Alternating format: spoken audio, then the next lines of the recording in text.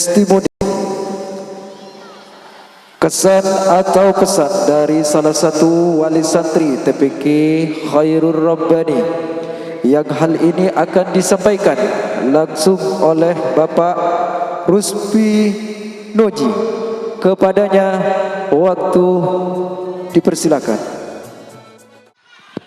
Assalamualaikum warahmatullahi wabarakatuh. Innal hamdalillah nahmaduhu wa nasta'inuhu wa nastaghfiruh wa na'udzu billahi min syururi anfusina wa min sayyiati a'malina may yahdihillahu fala mudhillalah wa may yudlil fala hadiyalah. Asyhadu an la ilaha illallah wahdahu la syarikalah wa asyhadu anna Muhammadan abduhu wa rasuluh. Allahumma sholli wa sallim wa barik ala Muhammad wa ala alihi wa ashabihi ajmain. Amma ba'du. Yang terhormat para alim ulama, umarok dan tokoh masyarakat, yang terhormat Ketua Yayasan TPK Khairul Rabbani Bapak Ahmad Khairul Fatah, yang terhormat Ketua TPK yaitu Ibu Hajah Khairul Ainiyah, mohon maaf ini. Kemudian yang terhormat Bapak Ibu Wali Santri dan anak-anak kami yang kami cintai. Segala puji bagi Allah, Tuhan semesta alam, yang telah memberikan rahmat, hidayah dan inayahnya serta nikmat yang tidak pernah putus, sehingga pada malam hari ini kita diberi kesempatan, diberi kesehatan, berkumpul dalam majelis yang insya Allah dirahmati Allah, yaitu khotaman dan halal bihalal. Salawat serta salam semoga senantiasa terlimpah kepada Khotamul Anbiya'i wal Mursalin Nabi Muhammad SAW, yang melalui perantara beliau dinul Islam ini sampai kepada kita, mengentaskan umat dari kegelapan menuju cahaya yang terang benderang. Dan salah satu mukjizat terbesar Nabi Muhammad adalah Al-Quran. Dan dengan alasan itu kita bisa berkumpul saat ini. Bapak Ibu yang dirahmati Allah, sebagai background saya adalah ayah dari 3 anak. Jadi kalau ayah insya Allah pasti ada ibunya. Jadi kebetulan 3 dari anak saya semua adalah santri di TPK Khairul Rabbani. Jadi yang pertama tadi yang ikut khotaman, terus kemudian yang kedua dan yang ketiga masih belum bisa karena memang masih masuk baru Quran ya, kemudian yang berikutnya masih jilid 5. Jadi saya amati ya, mohon maaf ini pengalaman pribadi saya ya. Jadi saya amati dari beberapa perkembangan anak-anak saya. Jadi ada beberapa yang saya simpulkan. Yang pertama adalah alhamdulillah, salah 2 dari 3 anak saya sudah bisa membaca Al-Quran. Itu saya merasa terenyuh ya, terutama Ramadan kemarin. Jadi yang dulunya masih belum bisa, kemudian kemarin sudah mulai ngaji. Luar biasa. Sebuah hal yang memang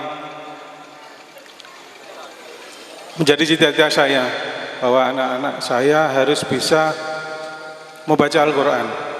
Mungkin tidak seperti orang tuanya yang baca Al-Quran pun tidak bisa lancar. Terus kemudian yang kedua, kebetulan saat ini juga mondok dan mengambil kelas tahfidz. Jadi dengan adanya metode UMI ini dan mengantongi sertifikatnya itu tidak ada tes lagi. Jadi memang karena UMI itu standar ya.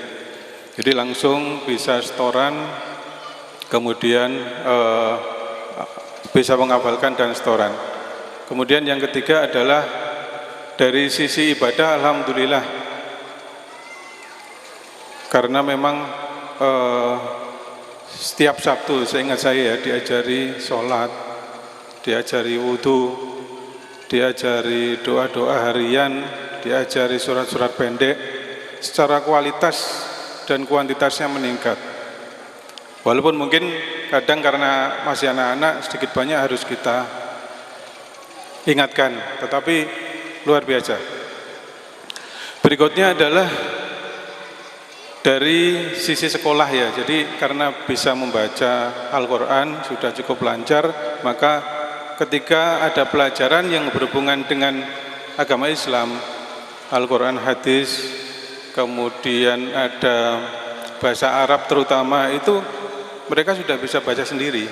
Jadi biasanya kita bimbing, ayo baca ini, belum bisa.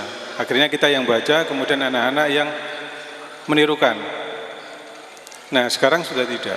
Jadi alhamdulillah sudah bisa mengeja, karena memang biasanya kosakata kan tidak panjang-panjang ya. Jadi insya Allah anak saya yang jilid 5 pun sudah bisa. Jadi sangat membantu sekali.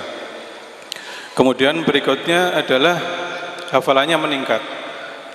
Jadi dulu saya selalu mendampingi anak-anak untuk menghafal ya, dengan standar saya.